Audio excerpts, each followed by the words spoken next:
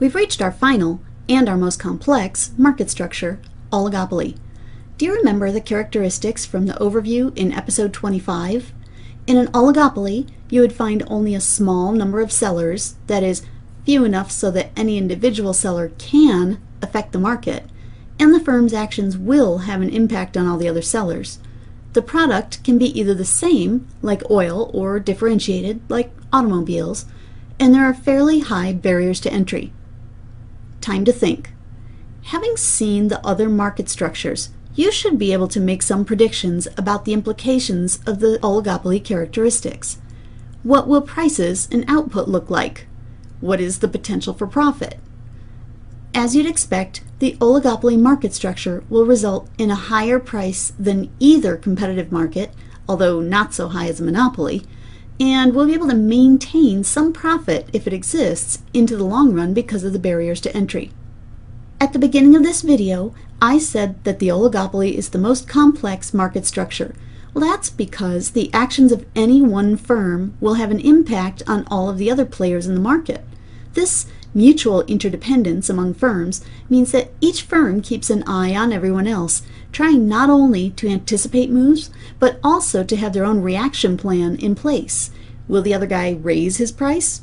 Lower his price? If he makes a move, what will I do? You can see the increased complexity of this market just by looking at the oligopolistic firm's demand, a kinked demand curve. We've never encountered a demand curve that looks like this before, so what gives?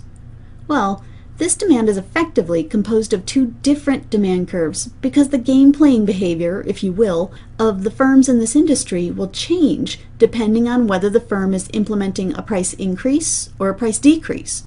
When the oligopolistic firm goes to increase its price, the rivals will not follow. They will let that one firm increase its price, and then they will gain the customers as buyers are driven away by the initiating firm's higher prices. What this means for the firm is that if it raises its price and no other producer follows suit, then the initiating firm will see a large decrease in quantity demanded, i.e., the demand is more elastic when the firm attempts to increase its price. Well, what if the firm lowers its price? The rivals are aware that they could lose substantial market share if they do not follow along and lower their prices as well. But what happens if everyone lowers prices? The firm that initiated the price decrease would see very little change in quantity demanded because, for the most part, customers stay where they are. That is, the demand faced by the firm is inelastic when there is a price decrease.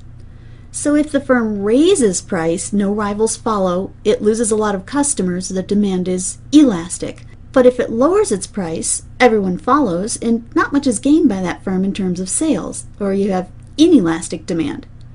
This will also result in a very unusual marginal revenue curve. Think about the marginal revenue that would be associated with the more elastic price increase scenario. Then consider the marginal revenue that would be associated with the more inelastic price decrease demand. The marginal revenue associated with the kinked demand curve would look like this. It's important at this point to be confident in what you know about a firm's profit maximizing behavior. Is this the weirdest looking demand marginal revenue graph you've ever seen? Sure. Can you still figure out the profit maximizing output? Definitely. You have the profit maximizing rule burned into your brain by now, don't you? All you need is the output where marginal revenue equals marginal cost. Marginal cost looks the same regardless of the market structure, so you just add it to the oligopolistic firm's demand diagram.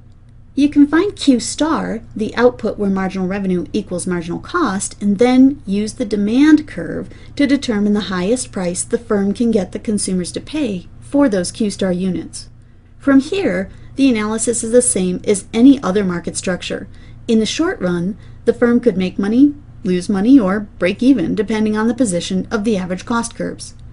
If the firm makes money in the short run, the barriers to entry help to protect these profits even in the long run.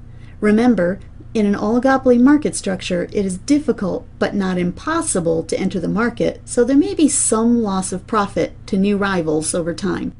If the firm loses money in the short run, It will exit the industry in the long run, leaving behind more customers for the rival firms.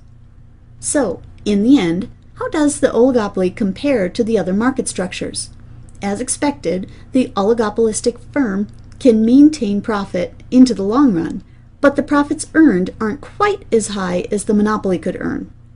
In the next episode, we'll see what happens when the firms of an oligopoly get together and attempt to act like a single large firm, a monopoly, in order to boost their profits. Next time, collusion, mergers, and antitrust.